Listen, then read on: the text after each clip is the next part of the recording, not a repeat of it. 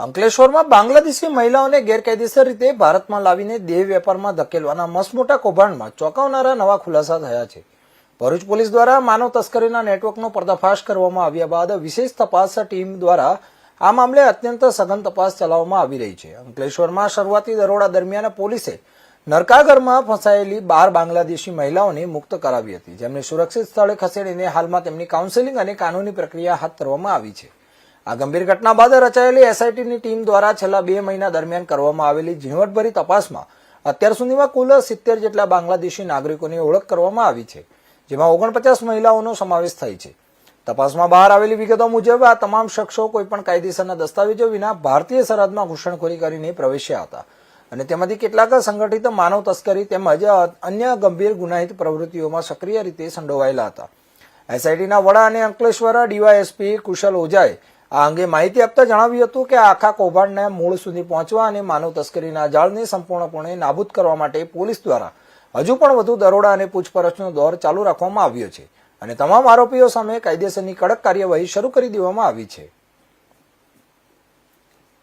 336, 340 તથા 54 મુજબની કલમ હેઠળ ગુનો દાખલ થયેલ, જેમાં 11 જેટલી બાંગ્લાદેશી મહિલાઓને રેસ્ક્યુ કરવામાં આવેલ તથા 4 જેટલા આરોપીઓ, જે પૈકી 1 બાંગ્લાદેશી અને 3 ભારતીય વિરુદ્ધ ગુનો દાખલ કરવામાં આવેલ। ત્યારબાદ આ ગુના અંતર્ગત તેનું એમાં ઇમિગ્રેશન એન્ડ ફોરેનર્સ એક્ટની કલમનું પણ એડ કરવામાં આવેલ। આ અંતર્ગત ભરૂચ જિલ્લામાં તથા આજુબાજુમાં ક્યાંય પણ આ પ્રકારના બાંગ્લાદેશીનું આવાગમન હોય અને એના બાબતેનો જે ગુનો દાખલ થયો છે એ બાબતે સુપરવિઝન માટે મહેરબાન એસપી સાહેબ ભરૂચ દ્વારા એસઆઈટીનું ગઠન કરવામાં આવેલ તથા નાયબ પોલીસ અધિક્ષક અંકલેશ્વરને તેને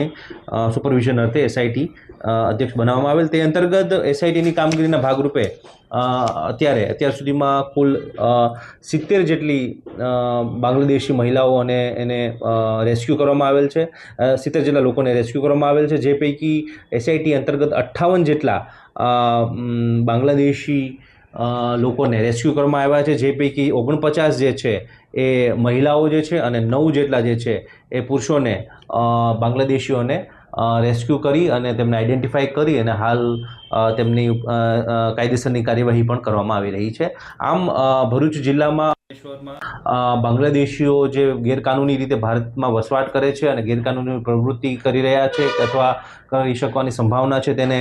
આઈડેન્ટિફાઈ કરી તેમને રાઉન્ડ અપ કરવાની તથા તે અન્વયેની એમને ડિપોર્ટ કરવા માટેની રેસ્ક્યુ કરવાની કામગીરીમાં ભરૂચ પોલીસને ખૂબ મોટી સફળતા હાંસલ મળી છે। આમાં પોલીસ છે એ આગળની પણ લાર્જર કોન્સ્પિરન્સી કોઈ હોય કે જેમાં કોઈ પ્રકારના નાણાકીય લેવડ દેવડ કે અન્ય કોઈ ગેરકાનૂની પ્રવૃત્તિમાં લોકો ઈસમો સામેલ છે કે કેમ અને એ લોકોનું કોઈ નેટવર્ક છે કે નહીં તે બાબતેની પણ સઘન તપાસ પોલીસ કરી રહી છે અને ભવિષ્યમાં પણ ચાલુ છે। કેટલાક આરોપીઓ આમાં નાસ્તા ફરતા પણ છે, જેને પણ આગળ પોલીસ છે એ પકડવાની કોશિશ કરી રહી છે અને એ બાબતની તપાસ ચાલુ છે। સર, આ મોટાભાગે બાંગ્લાદેશી મહિલાઓને લોકો કયા વિસ્તારોમાં મળી આવતો હતો અને પોલીસને સીટ બનાવ્યા બાદ એસઆઈટી બનાવ્યા બાદ કઈ તકલીફોનો સામનો કરવો પડ્યો? પોલીસ જે એસઆઈટીની ટીમ જે છે તેનો વ્યાપ છે એ આખા ગુજરાત અને ગુજરાત બહારનો પણ હતો, એટલે પોલીસ જે છે એને બાંગ્લાદેશી મહિલાઓને અંકલેશ્વર, ભરૂચ તથા આજુબાજુના વિસ્તારોમાંથી પણ રેસ્ક્યુ કરી છે અને મુખ્યત્વે તે અલગ અલગ કામથી અહીં ગેરકાનૂની રીતે ભારતમાં આવતા હોય છે તેવું ધ્યાનમાં આવેલ છે।